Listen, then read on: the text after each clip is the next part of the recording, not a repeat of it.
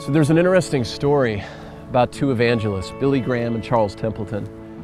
Both men were gifted speakers and drew crowds in the thousands to their meetings. In fact, Charles Templeton had 91,000 people come out to hear him speak. But in 1948, both men were faced with different philosophical criticisms regarding the Bible, and Billy Graham responded after much prayer and said, "I don't know how to answer all the questions that the critics are asking me, but I'm going to choose to allow faith to go beyond my doubts, and I'm simply going to believe."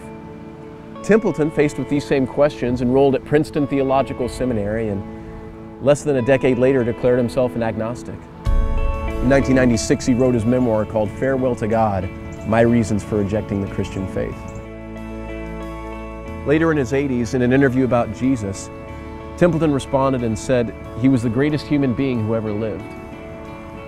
As his voice began to shake and tears filled his eyes, he said, "I miss him." I think this story holds significant weight for me as a Christian because it addresses something at our core that I think, if we're honest, most of us are really intimidated by, and that's belief. You know, we admire the faith of individuals in overcoming impossible odds and circumstances, but when it comes to our own lives, we're often quick to dismiss belief in something greater than ourselves as just not being realistic. I mean, we feel foolish. How can I give an answer for faith in a God who is invisible from my sight? But yet when you look at the complexity and the beauty of life, it seems that there's nothing but fingerprints of design in every aspect of the world that we live in.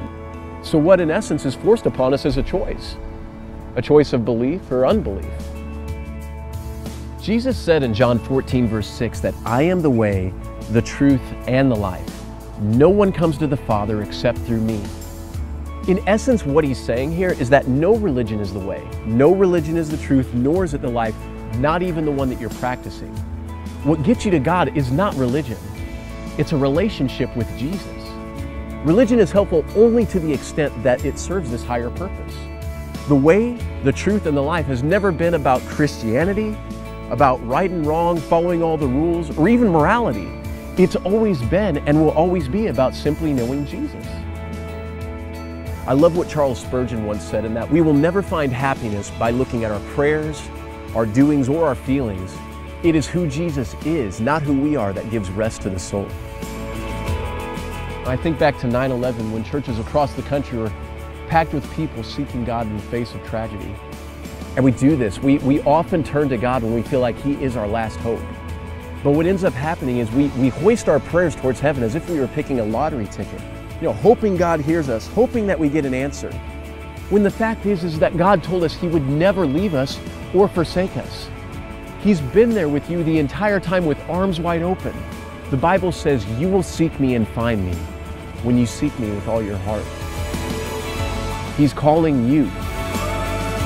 It's His presence, the furiousness of His love towards you.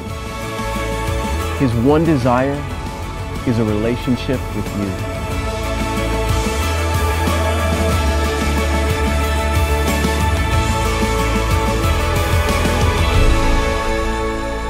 So we all have the same questions.